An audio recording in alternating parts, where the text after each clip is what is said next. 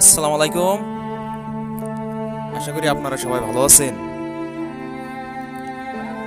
মালয়েশিয়াতে কয়েকদিন যাবৎ খুব ঝড়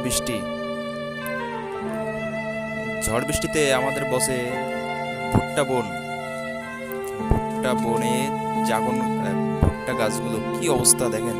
আসলে মালয়েশিয়াতে ভুট্টা গাছরে বলে জাগন পোকো। যাই হোক, বসের খুব লস, কিছু করার নাই। উপরে আল্লাহ আসলে ঝড় দিছে, ঝড় দিয়ে এখন গাছগুলো সব পড়ে গেছে, কিছু করার নাই।